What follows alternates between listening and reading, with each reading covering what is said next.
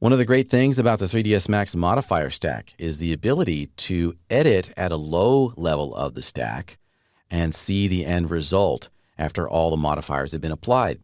In this situation, it means we can edit the shape of our line and see the end result of the 3D lathe simultaneously. Select that object and go into the Modify panel, and in the Line Base Object, activate Vertex Subobject mode. And with Show End Result turned off, we don't see the 3D geometry.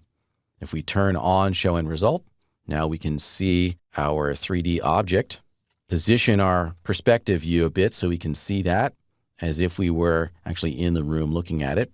And now I can select these vertices in the front view and move them around. Select that, go to the Select and Move tool, and move this one out in X. Move this one around also in X. On this one, I want to edit the tangent handles. If I click on the handle, you'll notice that the gizmo does not move to the location of the handle for a line object. And because of that, whatever axis I chose before or previously now becomes my axis for transformation or movement here. That means right now I can only move in X. If I need to move in both X and Y, I can just click on the bracket here. And now both X and Y are highlighted in that front view, and I can freely move that handle around. All right, pretty easy stuff. I can go up to this top vertex, maybe move it out just a little bit. So we've got the basic shape of this. I also want to create some thickness. If we look at this in the perspective view from below, we can see that it's got an infinitely thin surface. Previously, we saw how to add thickness using a shell modifier. Let me also show you how to do that using the tools directly in the line object. And what we're looking for is something called outline. And in order to see it better, I want to disable Show End Result for a moment. And I want to go into Spline Subobject mode and select the entire spline subobject.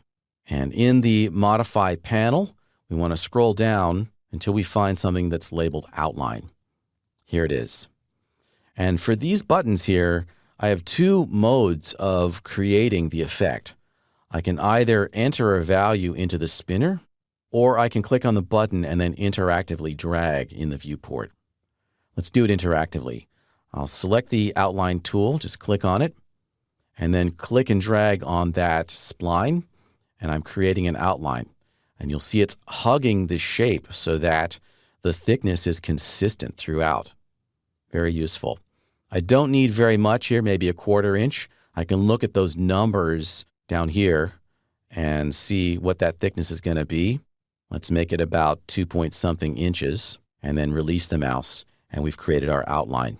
To exit from the Outline tool, right-click in the viewport, and then we can exit out of subobject mode just by clicking on the line. And we can turn on Show End Result once again, and then we can examine what we've done. Now, because I've created an outline to my spline, notice that the model is now turned black, and that's because it's flipped the surface normals once again. We can fix that really easily. Select that object, go up to the lathe, and disable the flip normal switch that we turned on earlier. Very cool. So we've created our little lamp.